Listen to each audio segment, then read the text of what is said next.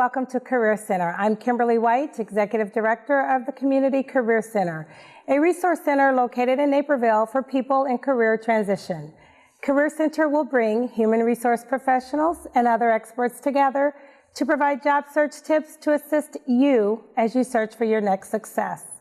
Later on Career Center, Executive Career Coach Bill Schrack will join me to discuss the 7 habits of highly effective people. But first, I'm happy to have National Louis University Assistant Professor Bob Benway on the show. Welcome, Bob. Thank you very much. And I might add, Community Career Center volunteer as well. Yes, yes. So, Bob, before we start talking about your transition journey, can you share a little bit about your background? Sure. I spent the first half of my career in the healthcare industry in various clinical, managerial, director, and vice president positions.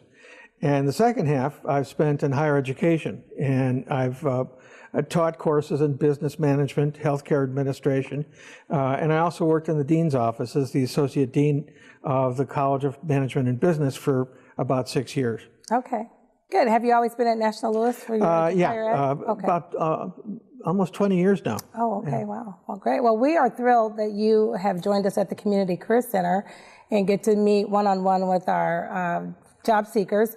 And I know you yourself you've had your own transition journey. Yes, and yes. I'd like to focus on that a little bit. I think it's good for job seekers to hear that. Okay. So how did you initially deal with your job loss? How many times have you been in transition? I've been in transition twice. Okay. The first time for about 6 months back in about 1991, and the second time for 13 and a half months, almost 14 months. And that was in 1996 through 1997, I guess. Okay. How did I deal with it? It was tough, particularly the first time, because when I lost my job, I was real anxious to hit the streets and start pounding the turf and getting my resume out there. Fortunately for me, I was assigned to an outplacement office, which basically is a career center for furloughed employees. And they pulled the reins in and said, "You're not ready yet." Then they went through a process by which they taught me how to create a job search plan for myself, which included a number of things, and a job search strategy, what they called a reason for leaving statement. More recently, I think other people call it the elevator speech, and resume, interview techniques, and networking techniques, and all of those things. So kind of like some outplacement. Yeah, okay. absolutely. All of those things taught me that I was surprisingly not ready until I went through those exercises and developed some knowledge of how to job search. By that time, then I was ready and pretty effective. Okay. Now I want to come back to that reason for leaving statement. But what did you notice differently between your first job transition time frame and your second one? Well, that was really interesting, and I'll tell you why. The economy in the marketplace for health administrators, which was the type of position that I was searching for at the time, was much more robust in 1991 than in 1996. Okay. The average health administrator, according to literature published, I think through the Bureau of Health Statistics, demonstrated that the average displaced healthcare executive was out of work about 6 months and landed a new job at or above their former salary. In 1996, about 5 years later, the average person was out of work 12 months and landed a job at about 75% of their former salary. So 5 years later. 5 years later. there are ebbs and flows of economics in most industries, and I happened to hit the ebb in 1996 and the flow in 1991. Yeah. Huh, interesting. So you mentioned a reason for leaving statement. Did you, I'm assuming you prepared one, and if so, what did that look like? Yeah. Well, I had lost my job in a reorganization, and it was difficult for me to explain why I left my former employer. And so I was taught to come up with an explanation that was honest and straightforward, but also upbeat. And so I fashioned a few sentences that explain what happened, and then a few more sentences that in which I explained how excited I was and how ready I was to take on the next assignment, and how much I had learned since I left my former employer. Okay. Yeah, I like that. That makes makes sense. And so once you've created this statement, now it's time to kind of focus on your job search. How did you organize your job search? I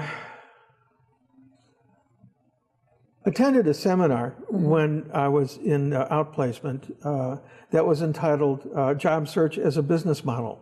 And having gone through a master's in business administration, I was familiar with what a business model was, but it didn't occur to me that job search could be and should be approached as a business model. And so what I ended up doing was creating a goal, and then using Stephen Covey's work.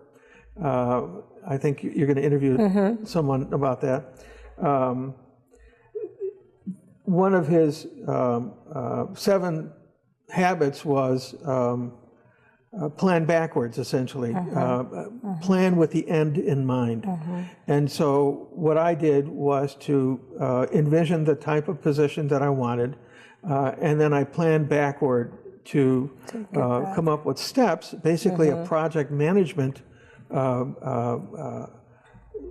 piece that that provided a roadmap for me to get there.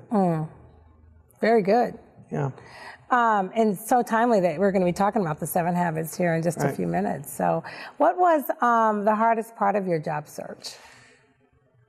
And was it different both times? It was... in terms of what was hard? Actually, it was similar. Okay. What was different was the fact that the industry and the economy changed, and I didn't anticipate it. I built my assumptions based on the second time around. I built my assumptions based on what I had learned the first time around, not realizing that the marketplace out there is a living, breathing, and changing phenomenon. The hardest part was the feeling that I felt like I was an outsider. I wasn't employed, and I just had a tough time with that. But because I was in a career center, I had a place to go every day if I wanted to.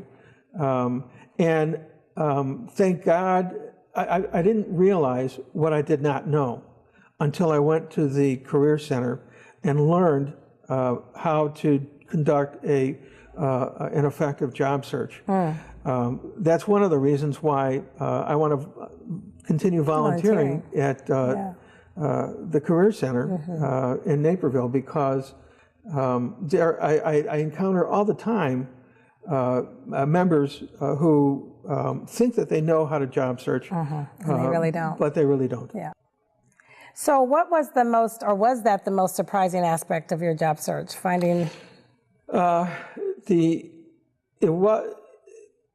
it was not. Okay. The most surprising aspect of my job search was the fact that people very, very close to me, my closest friends and relatives, turned out to be ineffective as as support givers, and that threw me. Both times you saw that? Okay. The second time around, I was prepared and ready for it, and sure enough, it happened again. What did happen, however, some of the best network sources were people that I either knew casually or people I didn't know at all. And that is a great argument for learning how to network. Right, right. Do you find, in talking to the job seekers at the Community Career Center, are they, because I think now there's a lot more support. I think that networking piece is, I mean, I think we talk about it and it's so, out there now. Do you find job seekers telling you they're not getting that support from family and friends? Yeah, I do. And that varies. Yeah. There are some that do, but for the most part, they people who were close to me wanted to be with me. They wanted to give me psychological support, but they didn't want to talk about job search.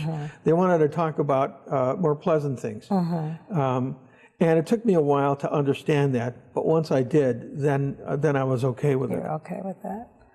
Yeah, interesting. So you've landed your job. How did you celebrate? That's another thing that I learned at the Career Center, which is I celebrated by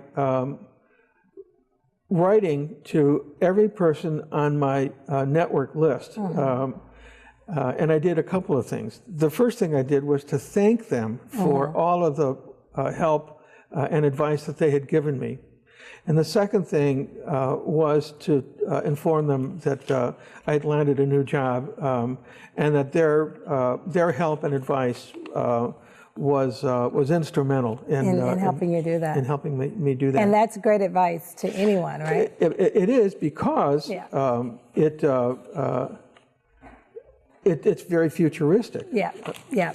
Well, thank you so much. Sure. Great advice, and thanks for sharing your journey. Sometimes that's not easy to do. Yep. So, up next, Executive Career Coach Bill Schrack to discuss the 7 habits of highly effective people. We'll be right back after these important public service announcements.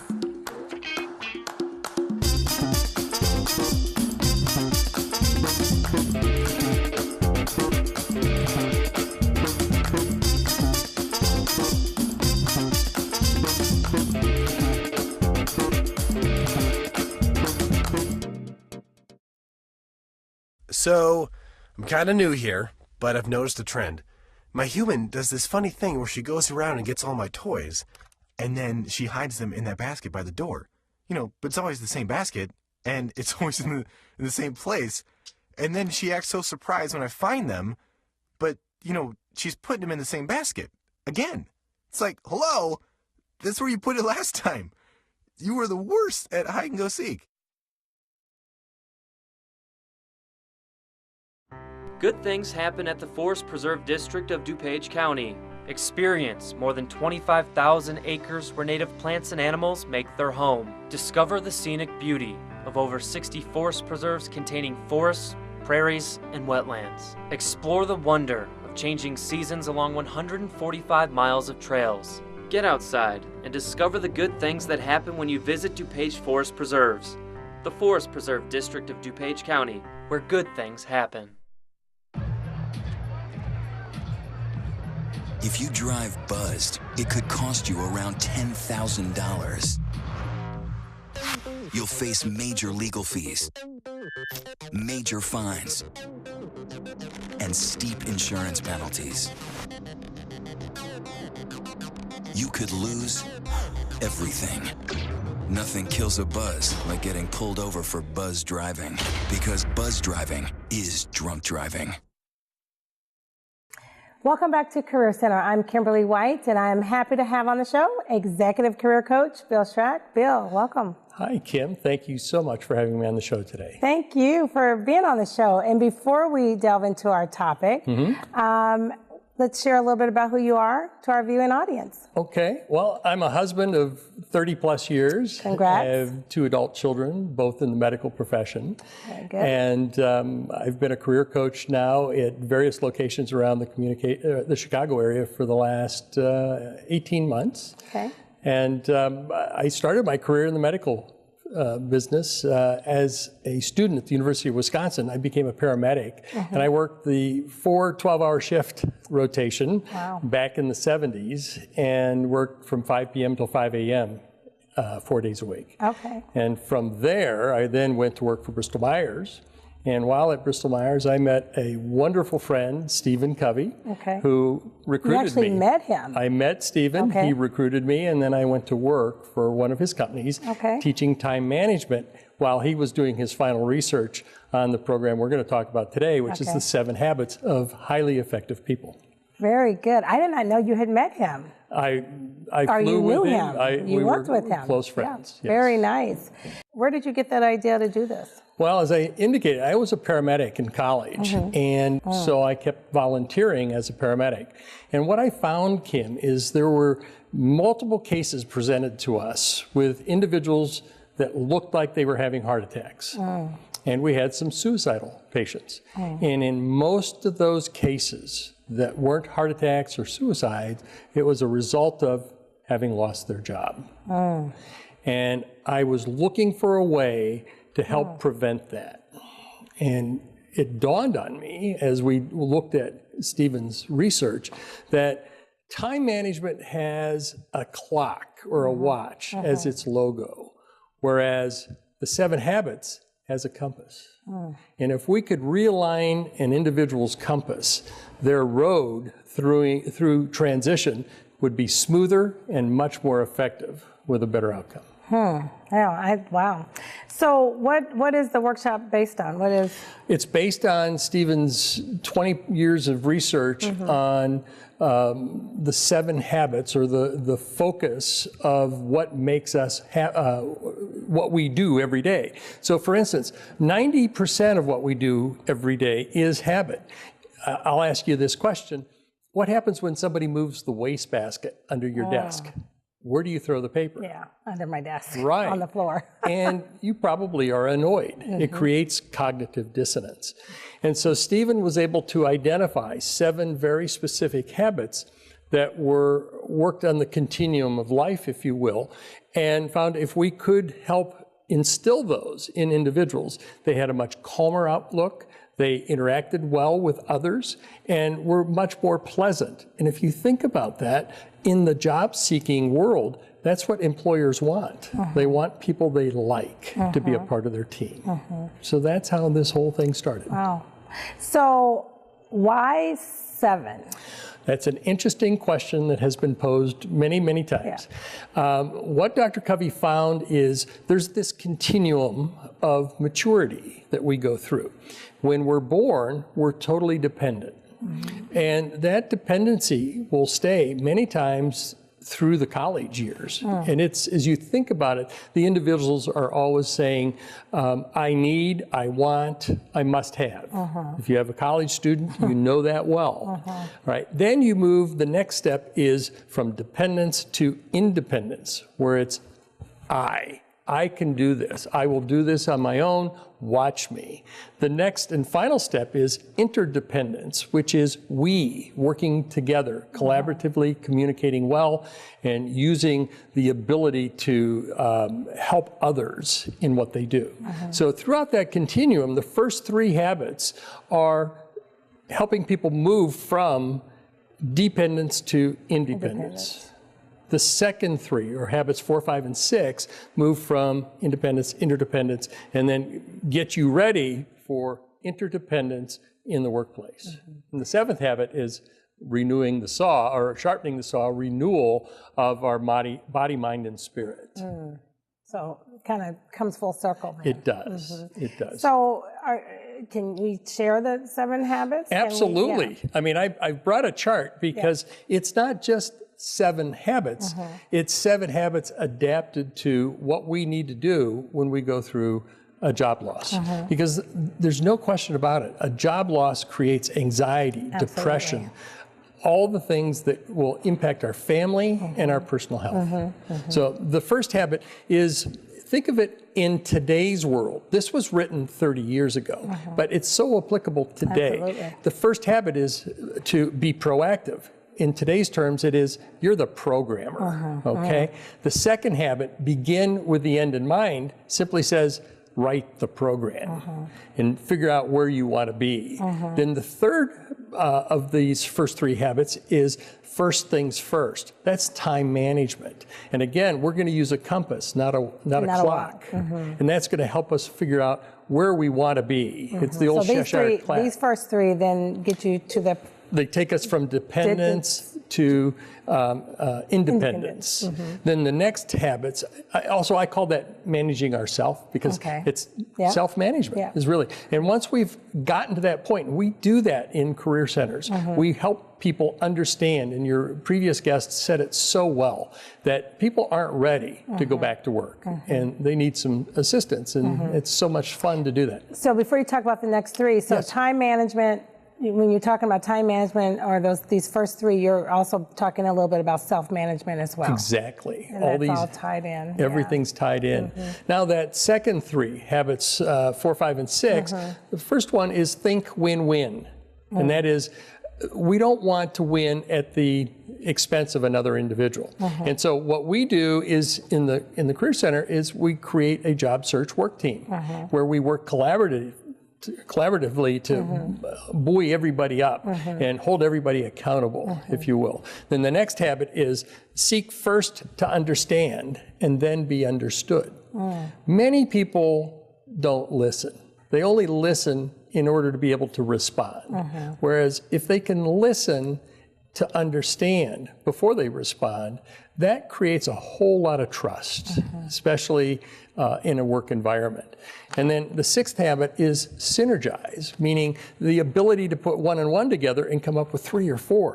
What employer doesn't want that? Right. They want, ultimate productivity out of their organization. And then of course the 7th habit, which is sharpening the saw, which is renewing the body, the mind, and the spirit. And without that, it's like our car. If we can work, and we don't put fuel in it, it dies. And so with that 7th habit, what is it that what's specifically being shared with the job seeker as relates to that? We go back to the time management portion of it. The habits of renewing means you begin your day with a planning session. Then you will review all the items that have to be done and then pick the top 3 that are going to have the most meaningful impact on that day. Once those have been completed, we then move into, we actually go far deeper than that. We come up with a matrix, and we identify which tasks are important, which are not important, which are urgent, which are not urgent, and then we give them a roadmap for utilization of each one of those pieces. Then from there, that you work your day. At the end of the day, you end at a very specific time and review how far you've gotten. You don't have to get everything.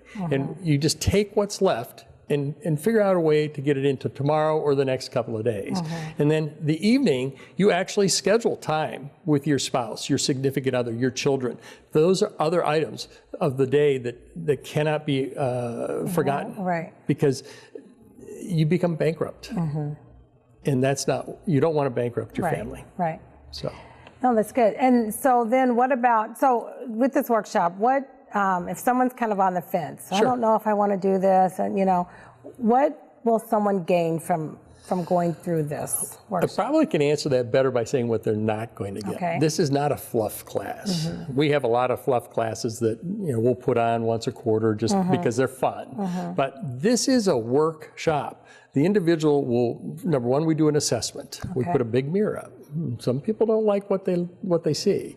And then from there, we'll work a plan to help build up those areas that need some assistance and to polish those areas where they shine. And at the end of the day, they're going to have a job search work plan. They're going to have an accountability group. Everything is going to be put in place. And now they're ready to go through the next 30 to 60 days of reinforcing those habits. Dr. Covey was so good at showing that you need 20 to 21 repetitive events to make something a new habit. And that's what we're trying to create. 7 really good habits to make really effective people. And so how many people can participate in the workshop? Do you try to keep that number small? We try to keep it at 20. Okay. It has become such a popular workshop. When I actually taught this workshop in Dubai, and I had 1,800 people in that class. Oh, wow. And then from there, we broke it off into groups of 30. And so we took up the entire hotel. But in the Career Center, we try to keep it at 20. We usually have a waiting list of 3 to 5 people.